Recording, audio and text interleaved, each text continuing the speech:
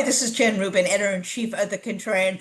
I am so happy to have my former colleague and friend, still my friend, not necessarily a colleague in the same workplace anymore, Glenn Kessler, who was the famous fact checker for years at the Washington Post. Welcome, Glenn.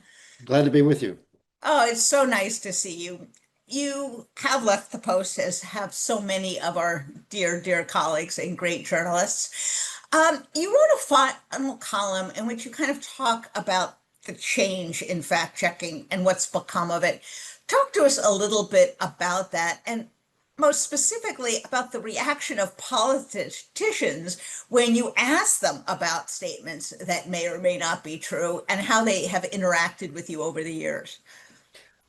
Well, when I started the fact checker, which was 2011, I mean, first of all, I never wrote fact checks that changed the behavior of politicians. I mean, they're going Okay. to do what they're going to do. It was mainly just to inform people about the intricate issues, policy issues, and often politicians have to make complex choices.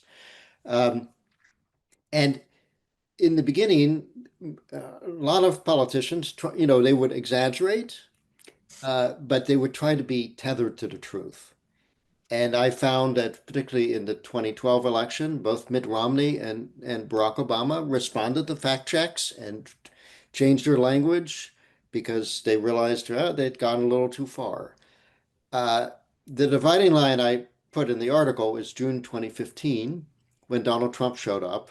And Donald Trump, he didn't care about being tethered to the facts. And in fact, when it was pointed out that no, what you said was a complete fantasy, he would double down and say, no, it is actually quite true. And I think part of Trump's secret sauce was he'd been listening to people like on talk radio who said crazy things, such as, there were Muslims that celebrated the fall of the Twin Towers. And when he said these things, those people said, well, finally, there's someone that's telling the truth. They, and the problem is now with fact checking is that there's been a torrent of false claims. Lots of politicians have followed Trump's lead. And at the same time, Trump and his administration are trying to squelch efforts on social media to weed out false claims, to just make it a free-for-all where anything goes and whatever lies or conspiracy theories are allowed to flourish. And when you say politicians, we're really talking about a sea change in the Republican Party. Democrat politicians are not always truthful, they exaggerate. Joe Biden had a few of these things that he just kept repeating over and over again. But really, the sea change has been on the Republican side, hasn't it? Yeah, I would say that's generally correct. And the problem I faced as fact checker, if you, there was a section of the fact checker called About the Fact Checker, and I always wrote, divided government is better for the fact checker because if the Democrats control one part of Congress, the statements they make are elevated and people pay attention to it. And because you want to write fact checks about people in power, about important people, and the people that are important are the people in power. So right now you have this situation where the Republicans control the White House, the Senate. No one pays attention to whatever the Democrats are saying. So even if they're lying their pants off, people don't really see it. Whereas they see the stuff that Trump says constantly every day, as well as in the House and Senate. So it makes it appear imbalanced, which is not something I ever hoped for as fact checker. But it was definitely less imbalanced back when I started. Right. I mean, famously, in the first Trump term, there were 30,000 some odd lies that you caught him in. And we never had anything approaching that, frankly, with the Democrats. Have you been keeping track in Trump too, or did you give up counting? Well, my wife made it clear that it was probably grounds for divorce if I tried to do this again. It was just all consuming for me, and I had a team. We worked late into the night every night, and we occupied all our weekends to keep up that database. And the editors said, well, you should do it for Biden. And I really put my foot down and said, we'll do the first 100 days of Biden, which is what the Trump thing began as, just the first Yeah, 100 days. And then right. readers said, please continue it. I had no idea. In the first year, he did 2,000 false and misleading claims. So I had no idea that by the end of 4 years, we'd be up to 30,000. And Right. I thought with Biden, well, I mean, it wasn't quite as he had, I think if he had 65 versus Trump's 500 in the first 100 days, but still over 4 years, it's bound to add up. And now, with Trump too, I mean, the point was made. No one's going to be surprised if I said, you know, you know, the number is XYZ. So, Right. it's just for the sake of my own sanity and my home life and for uh, everyone concerned, there was no point in doing it again. Have you found that since Trump has created what some people call a post-truth world, that you have more people telling more lies? In other words, has the entire political discourse, particularly on the right, kind of fallen apart? You hear crazy things from members of Congress, from senators, from governors. Did that used to be the case? No, I don't think so. That's why I pointed, Trump's emergence on the political scene. Yeah. If you look, in that race, 2016, look at the Marco Rubio that ran in 2016 versus the Marco Rubio who is now Secretary of State.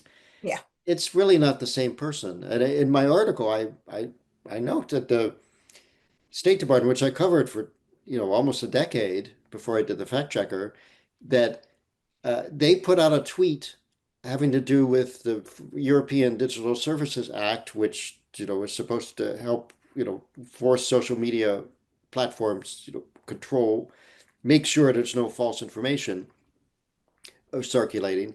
They put out a tweet that was blatantly false, absurd.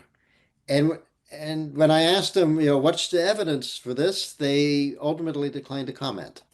Yeah. So that the old State Department, the State Department would spin or like try to put a sugar coating or something, but State Department didn't put out blatantly false stuff like that before. And that really is the danger that it is spread not only from politicians, but kind of institutionally from people who used to not be political, whether it's EPA or whether it's the State Department or somebody else. So where do we go from here? What's the future of fact checking? Is it naive to think that there is such a thing as fact checking? Should individual reporters, do fact checking as hard as that is, kind of in real time as these things are going out? What's your Well, recommendation? I mean, that's the conundrum. I mean, the fact checker at the Post was always intended to be a complement to the news reporting, because the problem is when you're writing a news report and this is what the president said, Yeah, it's difficult in the middle of it to say, well, what he said was wrong and here's why it's wrong, because you're like right. trying to present the news. Now, over time at the Post, certainly, and at the Times, they've gotten more used to saying, the Trump said, providing no evidence for his claim, such as his firing last week of the Bureau of Labor Statistics Right. chief, claiming that the numbers were manipulated.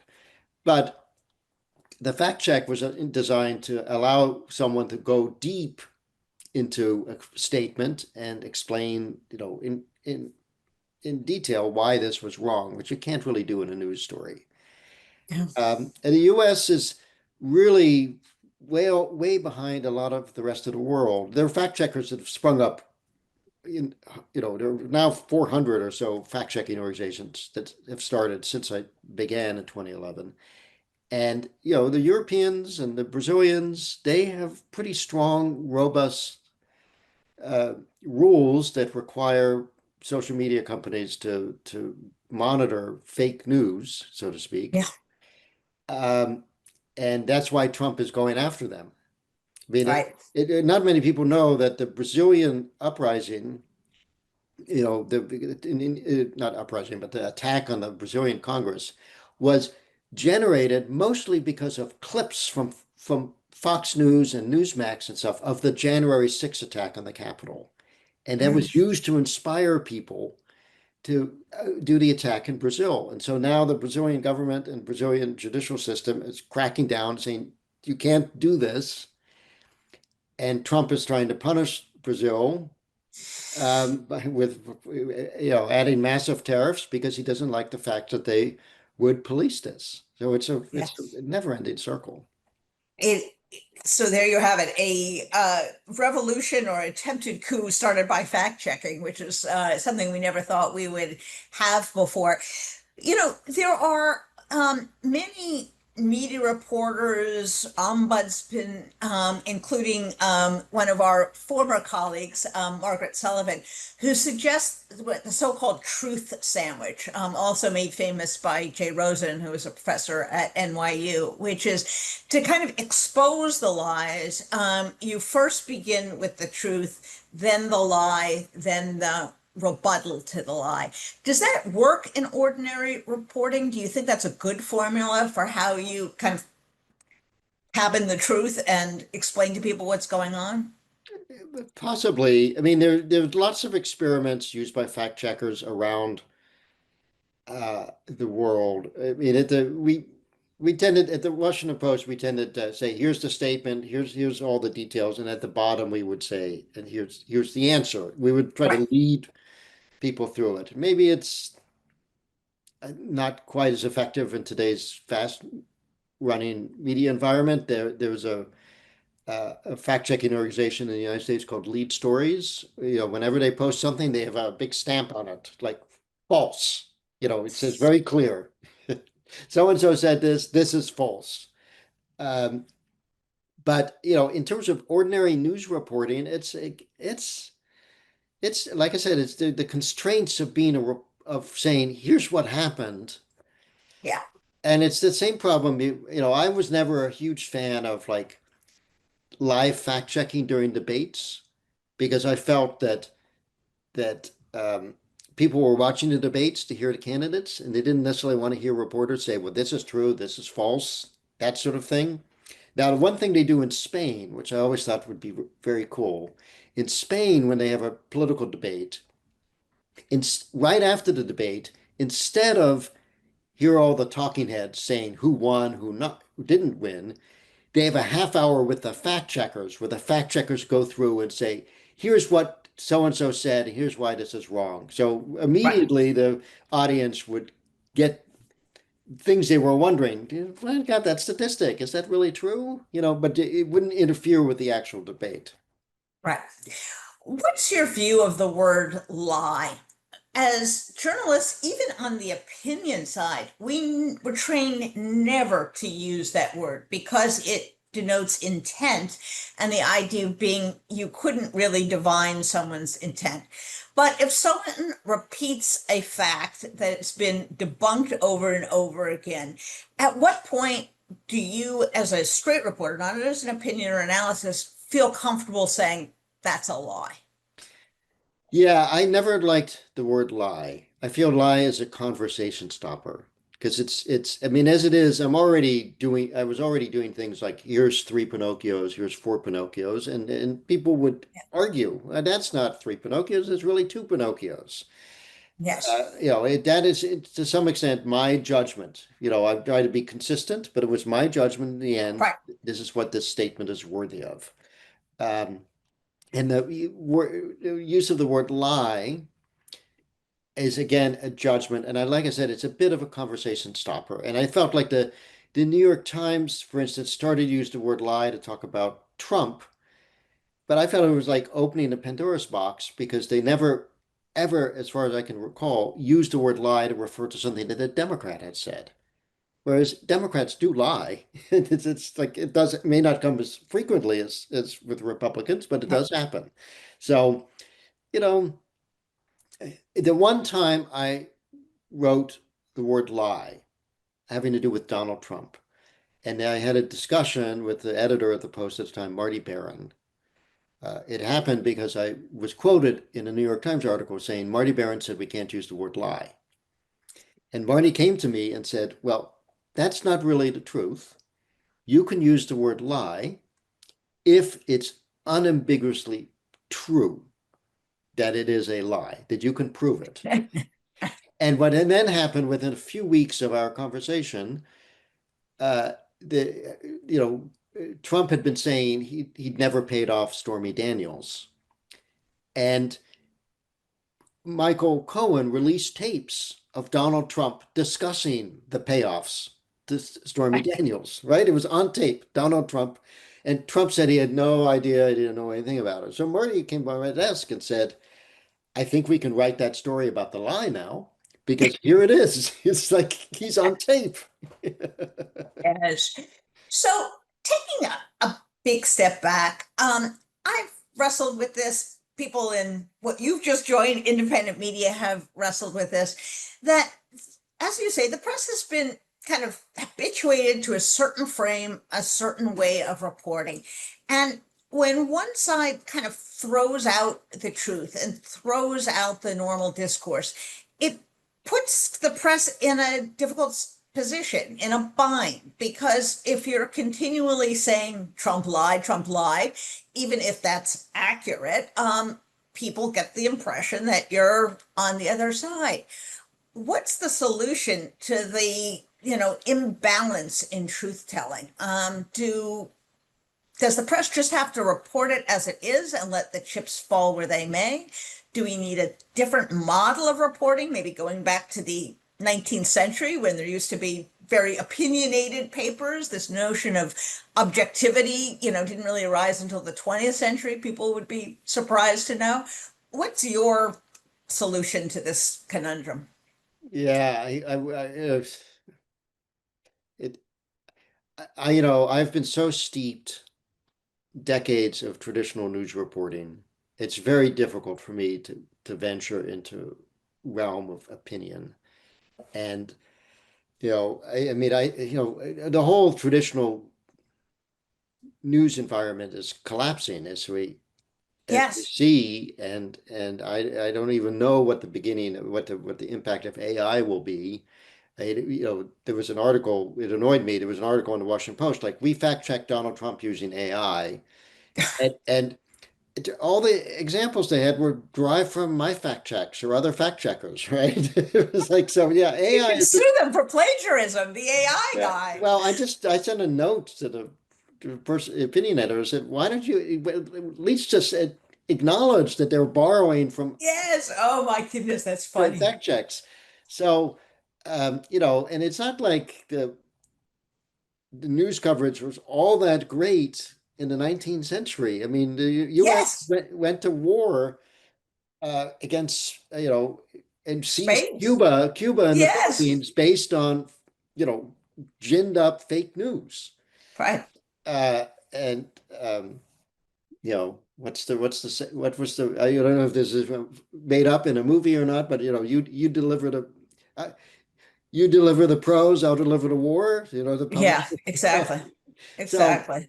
I don't think that's necessarily an option. And the problem is the big problem I see right now is that everyone is in their own silos. It used to be you would get the newspaper and you could, and on the editorial page, there would be, there might be a liberal opinion, a conservative opinion. The news itself was generally pretty straight. Um, and it forced you to look at, everything, everyone sat around and listened to Walter Cronkite at night or Huntley Brinkley, and there was like a common base of news. And now you are able to pick and choose who you follow on X or Blue Sky. You're able to look at whatever news sites you want. And, I think there's right now there's you know, for Democrats, I think the problem they face is an asymmetric news landscape because Yep. it struck me when uh, the Afghan withdrawal blew up in Biden's face. And that's when Biden's opinion polls plummeted. Because Yes. what happened was you had the traditional media, like the CNN, New York Times, Washington Post, rail about how Biden had screwed this up. And you had the right-wing media also jumping on, saying Biden had screwed up. So everywhere you looked, Biden screwed up because, in fact, he had. It had been handled very poorly. And you can make whatever excuse you want about how he had inherited from Trump, whatever. It was poorly handled. But I was thinking, I was trying to do a thought experiment at the time. What if Trump had won re-election and continued with the plan that Biden continued? Right. The same thing happened to Trump. I guarantee you that while the traditional media was said, "Oh, Trump screwed up," the right-wing media would have found some way to justify and explain the disaster that had unfolded. Absolutely. And that's the Democrats, maybe, they can develop something on the left that said, no matter how badly you screw up, we're going to defend our guy. But, it's just an asymmetric news environment. And that's something that um, it's Trump has his propaganda channels. They're egging him on or defending him. I'm be really fascinated to see, in the next year. I mean, if you follow traditional economics, the tariffs are going to bite. The the employment numbers are not going to look great. Maybe he'll pull it off what he claims he will, but every economic, you know, history lesson I've looked at says he will not. And I'm going to be very curious to see how his cheering channels cover this. Well, it's already interesting to see what's happening with Epstein because now the conspiracy theories have kind of turned on their head, and you do have little pockets of resistance and kind of truth telling Yeah, on the right. I mean, the thing about Epstein, maybe I'm just too caught up in policy stuff. Epstein is just a crazy conspiracy theory. And so he's been bitten by conspiracy theories, but it's not about things that affects people's lives. Like he's making the policy decisions are being made today that are backed by his falsehoods or misunderstanding of policy. And that's going to ultimately impact people's lives. Epstein stuff, that's not going to cause anyone to lose a job or Right. something like that. But the manipulation of the judicial system and the cover up, as Richard Nixon learned, is often worse than whatever it is they're covering up. And the syndrome of manipulation of government organs, of the Justice Department, of other entities is really kind of at the center of the conundrum that we face with democracy. Well, Glenn, we are very, very sorry to see you leave the post, and I could say the same of dozens and dozens of our colleagues, but we will enjoy having you in the world of independent media and enjoy your future work and novels that you're going to be taking a hand at. So I must say, I not only enjoyed your work, but I enjoyed our constant email flow. Did you see this? Is this right? Well, Jen, let me tell you this. So you are often the North Star for me as well. So I thank you for all that and all your years at the Post. But can't wait to see what happens next. So thanks for joining us, Glenn. We'll look forward to keeping track of what you're up to next.